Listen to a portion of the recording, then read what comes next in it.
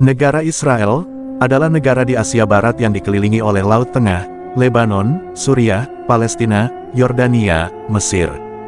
Dengan populasi sebesar 7,5 juta jiwa, Israel merupakan satu-satunya negara Yahudi di dunia. Selain itu, terdapat pula beberapa kelompok etnis minoritas lainnya, meliputi etnis Arab yang berkewarganegaraan Israel, beserta kelompok-kelompok keagamaan lainnya seperti Muslim, Kristen, Druze, Samaria dan lain-lain. Israel juga mempunyai hantu-hantu yang sangat menyeramkan. Berikut jenis hantu Israel versi Jawara Channel.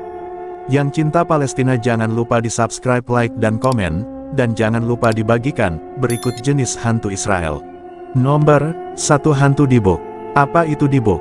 Dibuk dipercaya sebagai roh orang mati yang tidak mendapat tempat di dunia arwah. Biasanya, ini adalah roh seseorang yang semasa hidupnya berbuat dosa besar, meninggal dengan penyesalan mendalam, atau memiliki urusan yang belum selesai.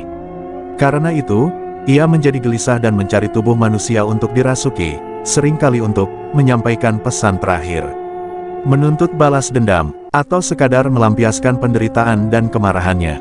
Ciri-ciri dan kehadirannya, Dibuk biasanya merasuk ke tubuh korban secara mendadak, membuat korban mengalami perubahan kepribadian, berbicara dengan suara berbeda, atau mengungkapkan rahasia yang tak diketahui.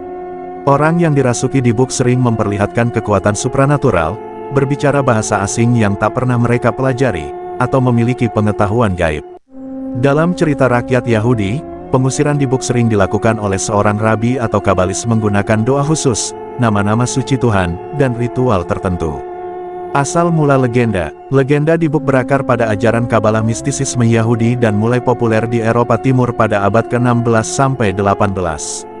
Kepercayaan ini mencerminkan ketakutan akan kematian tanpa pertobatan, serta pentingnya jiwa yang harus menemukan kedamaian. Nomor 2. Hantu Golem Yerusalem. Apa itu golem? Golem adalah makhluk buatan yang diciptakan dari tanah liat, debu, atau lumpur, kemudian dihidupkan melalui ritual mistik dan huruf-huruf suci Ibrani, terutama nama Tuhan. Dalam Kabalah, golem diciptakan untuk melindungi komunitas Yahudi dari ancaman. Legenda di Yerusalem, meski kisah paling terkenal adalah golem praha buatan Rabi Judah Loew ben Bezalel pada abad ke-16, ada cerita rakyat yang menyebut bahwa di masa kuno, para kabalis di Yerusalem juga pernah menciptakan golem. Mereka khawatir dengan ancaman penyerangan terhadap kaum Yahudi di kota suci. Seorang rabi besar bersama murid-muridnya menciptakan golem untuk menjaga gerbang Yerusalem saat malam tiba. Golem ini berbentuk besar, terbuat dari tanah dari lembah Kidron, dan di dahinya diukir huruf Emet sama dengan kebenaran untuk memberinya kehidupan.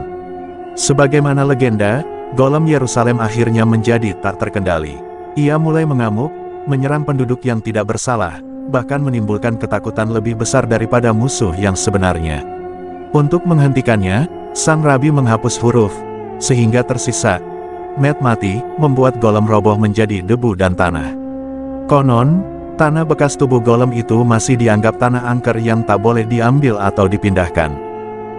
Nomor 3. Hantu Lilith. Siapakah Lilith? Lilith adalah figur legendaris yang muncul dalam berbagai teks Yahudi kuno, Kabalah, hingga cerita rakyat Timur Tengah. Dia sering digambarkan sebagai roh malam, iblis perempuan, atau bahkan Dewi Kegelapan. Cantik memikat, berambut panjang, dan memiliki sayap. Penggoda pria dan penculik bayi. Asal-usul legenda Lilith. Mitologi Yahudi kuno. Lilith pertama kali disebut dalam Alphabet of Ben Sira, sekitar abad ke-8-10. Kisah ini menyebutkan bahwa Lilith adalah istri pertama Adam, yang diciptakan dari tanah sama seperti Adam, bukan dari tulang rusuk. Karena mereka diciptakan setara, Lilith menolak untuk tunduk pada Adam. Lilith kemudian melarikan diri dari Taman Eden, memilih kebebasan meski harus dikutuk Tuhan. Setelah itu, Lilith dianggap bergabung dengan iblis, menjadi ibu bagi banyak roh jahat dan monster. Dalam teks Kabalah, Lilith disebut sebagai ratu para demon, Queen of Demons. Ciri-ciri dan ketakutan terhadap Lilith. Diyakini menculik dan membunuh bayi baru lahir, terutama anak laki-laki sebelum disunat. Menggoda pria saat tidur dan mengambil benih mereka untuk melahirkan makhluk iblis. Sebagai roh malam, Lilith juga diyakini mendatangkan mimpi buruk. Karena ketakutan ini, keluarga Yahudi dahulu sering menulis nama malaikat pelindung seperti Senoi, Sansenoi, dan Semanlov di atas tempat tidur bayi, sebagai penangkal Lilith. Nomor 4. Hantu Tentara Salib.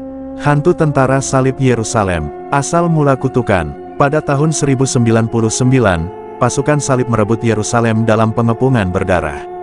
Ribuan orang, baik prajurit Muslim, Yahudi, maupun penduduk sipil, tewas, dan jalan-jalan kota diyakini berlumuran darah. Menurut legenda, beberapa ksatria salib yang gugur di dalam dan di sekitar kubah batu, gereja makam kudus, dan gerbang Zion mati sambil membawa sumpah suci. Kami takkan pergi sebelum Yerusalem selamanya menjadi milik kami. Karena sumpah itu tak pernah terpenuhi, arwah mereka konon terjebak di antara dunia orang hidup dan orang mati. Penampakan yang diceritakan turun-temurun, di dekat gerbang Zion dan gerbang Damaskus.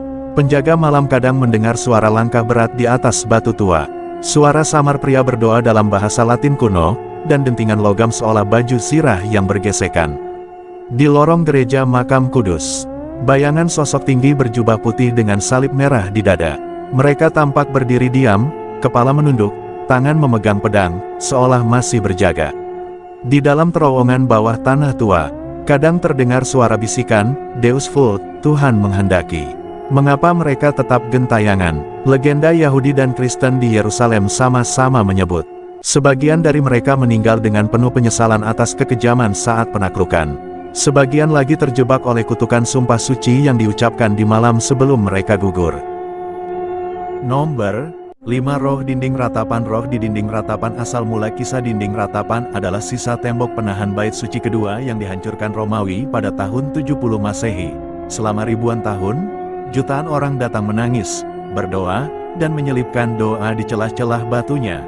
Dalam kepercayaan rakyat, tempat yang penuh kesedihan dan doa ini menjadi jembatan tipis antara dunia orang hidup dan roh mereka yang pernah berdoa di sana. Penampakan yang sering diceritakan larut malam, saat tempat itu sepi, bayangan lelaki tua berjubah hitam kadang terlihat berdiri membelakangi orang yang lewat, bahunya berguncang seolah menangis. Konon, jika didekati, sosok itu akan menghilang menembus batu. Kadang terdengar bisikan doa dalam bahasa Ibrani kuno. Meski tak ada seorang pun di sana, beberapa penjaga malam bercerita pernah melihat rombongan roh, pria-pria tua membawa kitab, berjalan perlahan di sepanjang tembok, lalu lenyap saat azan subuh berkumandang dari dekat. Siapa mereka? Menurut legenda, roh-roh ini adalah orang-orang saleh yang semasa hidupnya selalu berdoa di tembok itu, terutama saat masa penjajahan dan pengusiran. Mengapa mereka tetap di sana? Karena bagi mereka, dinding ratapan adalah rumah terakhir, tempat terakhir mereka merasakan harapan. Meski kota dan bait suci mereka telah musnah, roh-roh itu tidak pergi, mereka tetap tinggal, menjaga doa-doa yang diselipkan generasi demi generasi di celah batu.